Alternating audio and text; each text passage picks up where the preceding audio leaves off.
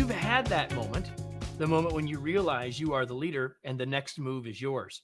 It may have happened in your first week, or it may have happened again last week after a long leadership career. Do you have a plan for what to do when you face a complex challenge? That's our challenge today. That's our conversation today. Welcome to the Remarkable Leadership Podcast. Today's episode is brought to you by Remarkable Development Sessions. A Remarkable Development Session is a webinar for a new world.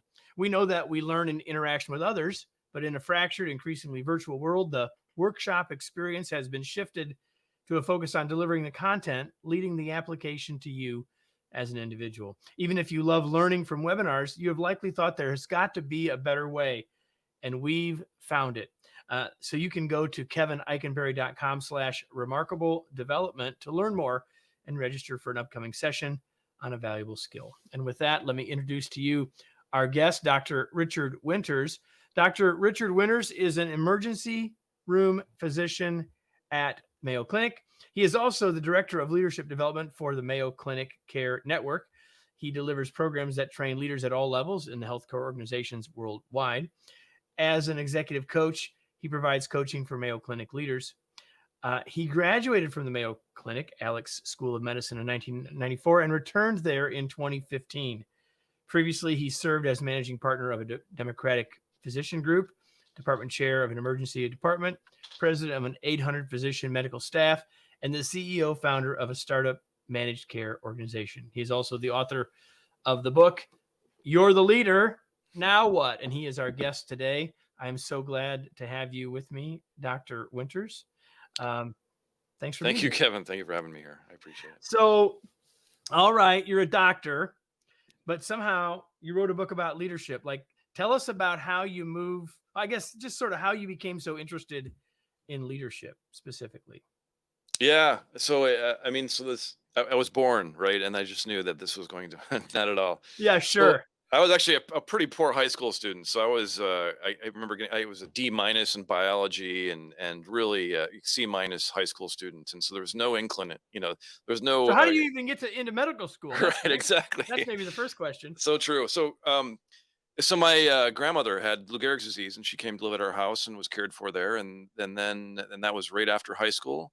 And it just at that time I started thinking medical school might be interesting, and I just turned on kind of the studying, switch, and then ended up going to medical school. And then so from medical school became an emergency physician that fits, my idea of what I want to be as a physician.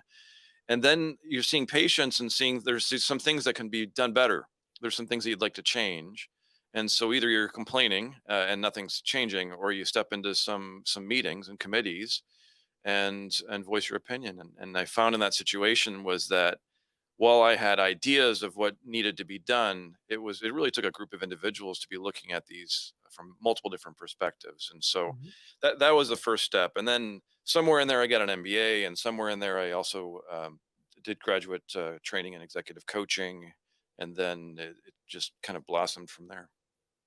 So I'm curious, and this isn't what the book is about, Yeah. but most of our experience, most of the people who are watching or mostly listening to this, our experience with an emergency medical situation, an emergency room, either we've been there, uh, bringing someone, or been there ourselves, or we've watched it on TV. So the question, none of that gives us a very good perspective on reality, I'm pretty confident. So what could we learn, or what insights might you share with us in general about leadership and emergency medicine? Yeah. And so I think what we would think about, at least that's what what I used to think about, would be that it's really the physician walks in the room, talks to the patient for a little bit, and knows exactly what to do. And I do that. But then I also know that I have blind spots. And so really, as I'm seeing a patient in the emergency department, there's this whole team. And so it's the nurses, the pharmacist, it's the registration clerk, it's the family members, it's the paramedic. And really leadership in the emergency department is about gathering all those different perspectives.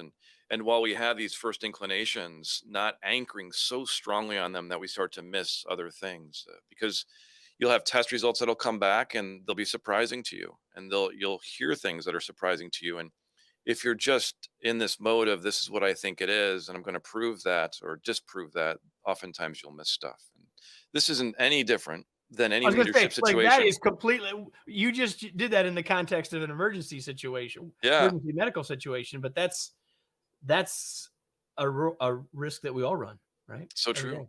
Yeah, so true. Sales, marketing. Yeah, I mean, engineers, all that. Yeah, leading every day, right? So I use the phrase complex challenges, and you talk about those in the book, and you have a framework that you introduce it early in the book and then talk about more in more depth later. I'd just like you to talk about that. Like, as leaders, we do face complex challenges. It's not all simple, as we already said. And you suggest a framework called the row forward framework. Can you talk about that a little bit? Yes. So as we get back to our expertise, and so for me, when a patient comes in with a heart attack, I call a cardiologist, right? I don't call an orthopedic surgeon. That would be probably not the right thing to do. And I also don't call the cardiologist when there's a broken bone. And so those are the really complicated things where you require expertise, and each of us is kind of, we're talking about, have expertise. But we also have blind spots, and we know that what's important is to have some process where we can start to look around our blind spots. And so as we face these really complex challenges, I think it is very helpful first to identify that this is not something where an individual's expertise is going to help us. There are many unknowns. There's lots of things going on. There's lots of different ways this can turn out. And so let's get together and develop a process, kind of work through a process to get things done. The most important first step is not to just jump to what we think we should do, but it starts to develop a shared reality, a shared perspective of what's going on. And so just as I was giving that example of taking care of the patient in the emergency department, I have my perspective, the nurses have their perspective, the pharmacists have their perspectives, and so on. And as we pull these perspectives together, we start to have this kind of better view, this better perspective of what's going on actually in the full situation. And so there's going to be agreements and disagreements. There's going to be unknowns and knowns and all those sorts of things. But the R and row forward is shared reality, is developing this shared reality first.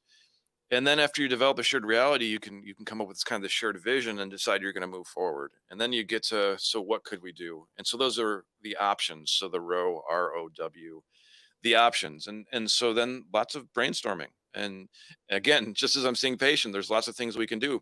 I could do this test, this test, this test. I can call this person. We can do this, And so as you're working with a team, and as we're working together around these really complex challenges, it's really important for us to brainstorm from multiple different perspectives, the options, and then finally choose a way forward, which is the W of row forward. And so that is what we all wanted to do to begin with. But I just like say but we would not have gotten to a most effective way forward unless we really had these perspectives. And so we hear a lot of individuals in the news. Today, you can read something where someone knows exactly what to do. You can go on your Twitter stream right now and someone tells exactly what others are doing wrong. But it's in these complex challenges, those are just single individuals with good perspectives, but behind their own blind spots. Yeah, but with only one perspective. I think one of the reasons, Richard, I think as anyone's listening to you intellectually, they're saying, "Yeah, that makes total sense." But I'd like for everyone who's listening to then step back and say, "This is a guy who's trained in emergency medicine." Thinking about this, because like we're thinking about that in our world, where we might walk into a conference room and have a conversation and do the R and then the O. What are our options? And you're doing that in real time with great urgency, and yet I think you're suggesting that same thought process regardless of whether it's in the situation or whether it's in long-term planning. Yes. Yeah, and I mean, in the emergency department, things still do fall into neat packets. And oftentimes, though, that is different than the meetings that we have to talk about emergency care, where things don't so quickly fall into packets where we understand things. And so, in the hospital, we could talk about scheduling. How are we going to best schedule to meet the needs of patients? And you can understand that there would be lots of different perspectives and different ways. And why are we even talking about the schedule? Why don't we talk about process and these really complex situations? Unless we have a process to get together and we understand that we're going to move through this together with shared perspective, we could have all the diversity in the room that we want. We can have all the different perspectives in the room that we want, but we're really not going to find the best way forward unless we. But it's really pooling individual genius and creating this sort of genius, this collective genius around what's going on. Yeah, that's so very true. And and context, and I guess my question was really one of context, right? Context can be different. Um, timeline can be different, where people are located can be different, and yet that need still exists, because the word that maybe you've used more than any so far is that word of blind spot, right? And we have them, and we all have a perspective, and we've got to make sure we get others in there as well. One of the things you talk about, I'm going to shift gears, Yeah. unless there's something else you want to say there. Anything else you No, want to you, say you got it. there? Okay. So one of the things that you talk about in the book is a topic that has gotten far greater airplay, conscious awareness, I think, in the last couple of years. And you wrote about it, but I want your take again because of your medical background. You write a chapter about well-being and burnout. And so I'd like your perspective on where we are with burnout today. What as leaders should we be doing and thinking about in relationship to that? Yeah. And so I think there's a few things here to think about. So one is the language that we're using. And so as we're talking about burnout, I think we all have an idea. I mean, this is when you're cynical and things aren't going well and you're emotionally exhausted and, less effective. That's burnout. And we can all go through that throughout our lives, waves. It's not a terminal disease. Right. It's something we can recover from. But then, so what's to me, like, what's the opposite of burnout? And I think that's well-being. And so as we're working towards well-being, and so one of the things I do is I give this talk to all of our new physicians and scientists at Mayo, and I ask them, how many of you can define the 12 causes of metabolic acidosis, or 6 causes of metabolic acidosis? How many of you can name the 4 chambers of the heart? How many of you can name all these different parts of the anatomy? And they can all do that, but then I ask them, so what are the components of well-being? And the room is silent. Like, we can name the 12 cranial nerves, 6 causes of metabolic acidosis, but our very components of well-being is difficult. And so I think part of what we need to do first is develop a language around it. And so for me, what's been helpful is, and this is again, this sort of complex space where we're still learning. For me, it's helpful to have, Carol Riff had this concept of eudaimonic well-being that's been helpful for me. It's eudaimonic, psychological, kind of the same sort of thing. And I, as a physician, I put this together as something called pagers. And so the P in pagers is P, purpose. And so this is a sense that we're aligned with the organization, the mission, the values, the individuals that we're working with. We're in alignment with purpose, and values. If not, this may cause burnout or help us move towards burnout. The A is autonomy, in the sense that we are being heard, that we have autonomy, that we have a sense that we can make a difference in what's going on in our work situation. And it's not that what we say is done. It's that what we say is considered, and that we Yeah, can move forward exactly. together, right? Yeah. And so then G is personal growth, because we all want to be getting better today than we were yesterday, and learning. That's an important part of thriving. And then E is environmental mastery. So environmental mastery, what's that? That is that you have the resources that you need to get your job done. But there are times, and we can think about COVID, where we are getting burned out because actually there are limited resources. And so as we have limited resources and we need to get the job done, this is one of these things that can start to engage burnout. And then you can see how, wait, limited resources, do I have the autonomy to speak up and be heard? And is the mission and the values, the purpose of the organization behind? You can see how these things weave together. And then R is positive relations. And so we need positive relations with colleagues. If you're going to work and everyone's mean, it's not so fun. And then the final thing is, the S in pagers is self-acceptance. And so as I'm an executive coach and I coach leaders at all levels, and the most senior leaders on down we have issues with really recognizing that and accepting that we make mistakes, and there are times that we fail, and that's part of being human, and we can bounce back from that. Well, and I think as leaders, sometimes we feel like we can't afford to be the one that makes the mistake. Like, that's why we've got the job. Like, we're somehow supposed to be superhuman, right? And I think that gets in our way a whole lot, actually. Yeah, and so that also comes to, let's talk about so we have this kind of definition, and now what are the different levels of that we can try to help burnout at? And so one of the things, and this just made me think about this, is where we feel like we need to have control, where we feel like it's the leader's responsibility to know what to do, and if things go wrong, then it's their fault. If I'm feeling that about myself, Yep. maybe that's true. Maybe not. Right. Well, it's certainly possible Right. to be true, Right. right? But maybe not. I mean, so maybe there are other things going on in the world that are out of your control. Maybe there are things, and actually, maybe you're feeling like you need to control things as somehow contributing to things. And so, in some ways, our own burnout can be caused by our own perspectives of who we are and our own efficacy in situations. And so, that is one thing we need to be looking at ourselves internally as we're experiencing burnout. We need to be looking at the things like meditation and eating well and sleeping well and physical fitness and all those sorts of things. Right. But oftentimes, and you can hear where the conversation stops there, that this is a problem of an individual. They're not resilient, they don't have grit, they're not receiving things in the right way, and that's why they're burned out, they're weak. We know that's ridiculous. And so the other levels are organizationally, there's a responsibility of the organization. And so for me, as I go and see a patient, I'm going to look at the vital signs. And organizations have vital signs. Every board meeting is talking about the revenue, the costs, the quality, those sorts of things. And so one of the vital signs of leading an organization is actually understanding the well-being and burnout of those that are working with you and for you. If you're not looking at that, you're going to miss some key things. And if you make some strategy and all of a sudden the vital signs, the burnout goes up and well-being goes down, probably not a good long-lasting strategy. Unless you don't care about, you have so many employees that people come and go, in which case your view of business is a little bit different than mine. Well, then you've got a whole nother set of challenges that you've Yeah. chosen to take on, right? In that Right. regard, right? In that regard. Another thing that, so burnout and all of those related ideas that we've been talking about, Richard, have certainly gotten greater play in thinking and in conversations like you and I are having, and books, et cetera, over the last couple of years. And another one that's been in the press even longer, because it's so important, is engagement.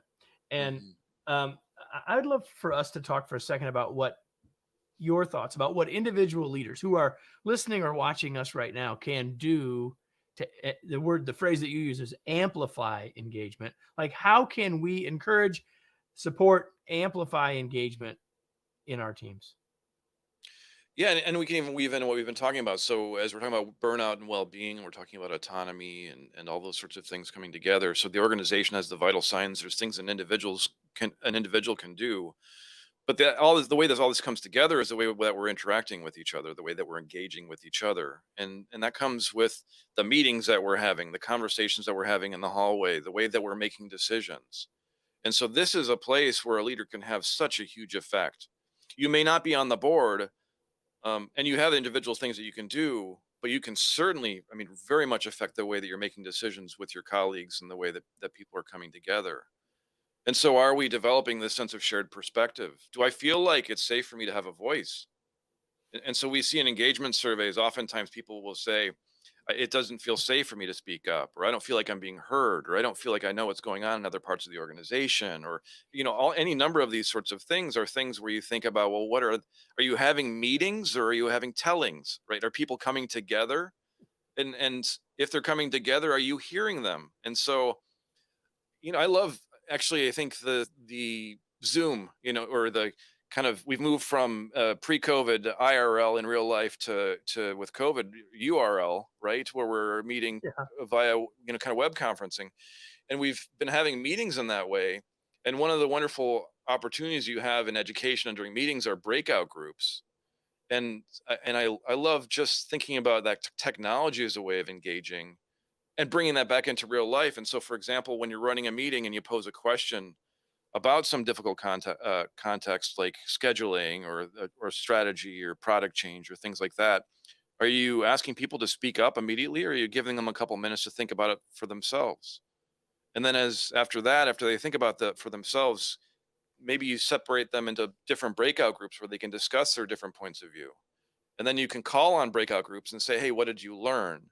And as you do that, you have individuals who may have been afraid to speak up, who are being heard, and it may not necessarily need to even be attributed to them, so they can feel safe. On the other hand, it can still be attributed to them.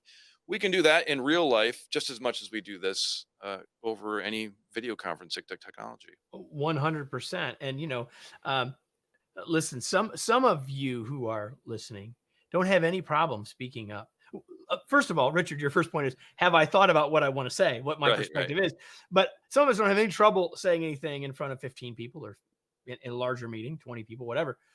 Uh, and those who don't have that problem don't realize that others do have that. So it's not just even about trust and all the other things around psychological safety as to why I may not want to speak up. It's simply because I'm not comfortable doing that. But you put me in a group of 5 in a breakout room, right? Right. It changes that instantly. So there's all sorts of reasons to do that. I love that. I love that you talk about that because that's a way to help create autonomy. It's a way to create safety. It's a way to create that shared perspective. Yep. It's a way to create all of the things really that we've been talking about. And I'm finding, in the opening, everybody, I talked about a webinars for a new world, and that's what it is. It's less content from an expert in an educational perspective, and much more interaction between those who are there learning. It changes the dynamic, and we're missing that, but we don't have often virtually, but we don't have to be missing it, to your point. Yeah, and it really is a process.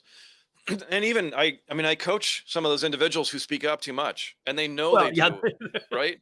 They know they do, and they don't want to. And yet you can try Atomic Habits, which is a wonderful book, and you can try these new pathways, but it's sometimes those things don't work because they're afraid that they're not going to be heard. They're afraid that this is what a leader does. They're afraid that um, all these sorts of things come up. And what you do is you can create a process that then helps that individual not feel like they have to be speaking up so much and being heard.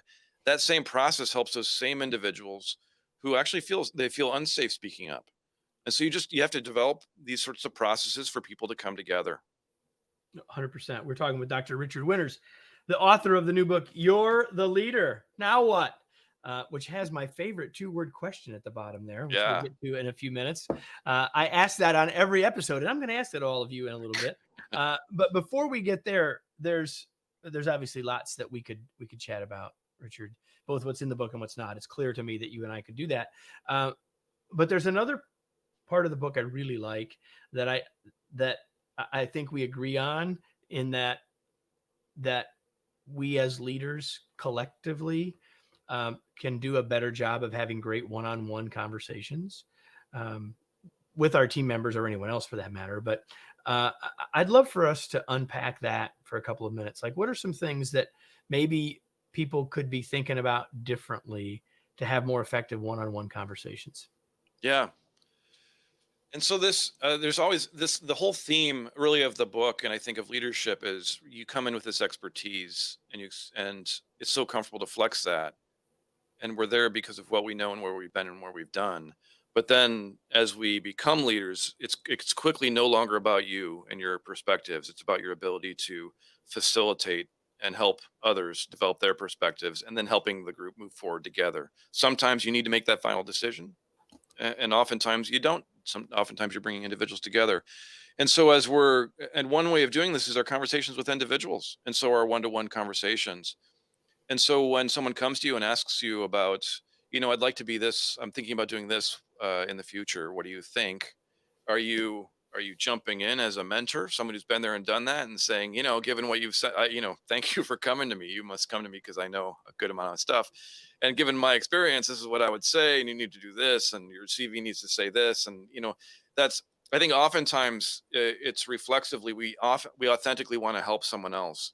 And mentoring can be quite helpful. But as we're doing that, we're oftentimes giving the answers to individuals, and it actually may be the wrong question. It may be the wrong situation. And so That how may do we not be step what back? they want right now. That's like, Yeah. that's what I'm way better at this than I used to be, Richard. But that's the way it used to be with my wife. My wife would come, I would come home, and we Yeah. would talk about her work. And, I'm like you, got my, I've got my coaching hat on, and I'm ready to help. And all she really wants me to do is listen. Yeah. So being a mentor can be helpful, I think, but I think it's really, instead of helping individuals see the world through your eyes, we have an opportunity to help them see the world through their own eyes, and that is coaching. And so as someone comes to you and they're seeking this new opportunity in their career, as they come to you and they're burned out, as they come to you, any number of the situations that people come to you and talk to you about, as a leader, we can step back and maybe not be the mentor, maybe not tell them what we see and what we would do, and ask them more questions about what they think. And so on the one hand, I hear you saying this, on the other hand, I hear you saying that. How do you put these two together? What is interesting about this for you? What have you seen others do? All these sorts of coaching questions can help this individual make sense of the world in a new way. And it's weird because if oftentimes when we're mentoring someone and telling them what we think they should do, they may feel great leaving the room. But I also coach these individuals downstream in their careers, and they wonder what they're doing and why they're doing it. And it's because oftentimes they've followed the really expert advice of mentors who are not the experts of their own Yep. experience and what they want to do. And so, as much as we can help individuals, even when they're uncomfortable, develop their own perspective, it's going to be better for us. It's going to be better for them and the organization. For sure. Is there anything that you wish I would have asked or that you'd still like us to talk about before we start to round our way to the end? No, I mean, I think the key thing here is to, I mean, this stuff is so hard. It's so hard. And I think a big part of leadership is making some mistakes and going in there and some of the mistakes are because of us over kind of flexing our expertise. Some of the mistakes are actually just the process of making decisions in really complex environments where things go in ways that we had not planned. And as we're in these situations with colleagues, it's can be lonely, and people can be looking at you and looking for answers or judging you for the answers that you give, and leadership can be difficult. And so I really feel feel for and have empathy for and appreciate those individuals who put themselves out there. And because this is leadership is as much about reworking yourself and your own inner processes as it is about the external, and that's uncomfortable. And so, thank you. We can't help others get great outcomes if we aren't working on ourselves at the same time. And anyone who thinks leadership is easy um, needs a new perspective, right? they're, Yeah, they're missing they're missing it. And I think the great thing about, well, maybe the great thing about this conversation is that the people that are listening are likely agree with that and understand that. And yet maybe the sad thing is that the folks that maybe need to most hear this aren't with us. So I guess if you're listening to this and you're finding it valuable, share it with somebody else. I hope you'll do that. So shifting gears before we finish, Richard, mm. what do you do for fun? Jeez. What do I do for fun? This is fun, Okay, this is not actually. supposed to be a hard Yeah, question. I know. But it's weird because this is fun. I mean, this is the stuff that's fun. It's fun for me to be to be thinking about leadership. It's fun for me to be taking care of patients. It's fun to be bringing all these things together and figuring out how we can best make sense of this really complex world. I like that stuff. I've got a great family. We've got a nice dog. I like to, work out. I drink tea. There's lots of cool. There's some great Netflix show, F1. I've gotten into F1 racing. Never thought I would be into it, but there's all these things that just pop All up. because of the Netflix show, right? Yeah, it's exactly Uh, right. Yeah. so you didn't mention reading, but I can see behind you that there are a lot of books behind Yeah. you. The only question you knew I was going to ask. So, Richard, what are you reading these days? Everything. I mean, honestly. And so I think the difficulty is trying to figure out what's going to be most helpful because there's so much to read. And so as people are writing books, I love to get the books and read them because that's someone sitting down and thinking about how they think. It requires a lot of thought. And writing is this process of thinking about how we think. It's really, and so I like books. And then I think it's how do I best create social media streams that are helpful for me to expand the way I'm perceiving things, and that includes the agreements and disagreements. And so I'm reading as much as I can, but also trying to figure out what not to read, um, so I can be most effective. Well, when you figure that second part out, I know I'll have it's you a back constant on. evolution. Yeah. I'll have you back on the show for that conversation because we all uh, that that sorting process Mhm. is really really important, right? So where do you want to send us? Point us. Where can we learn more about you, your work, this book? Where do you want to point people? Yeah, it's so you can go to my very creatively named website, richardwinters.com. And then and so I, I think the book can be very helpful for leaders, and so I would encourage that.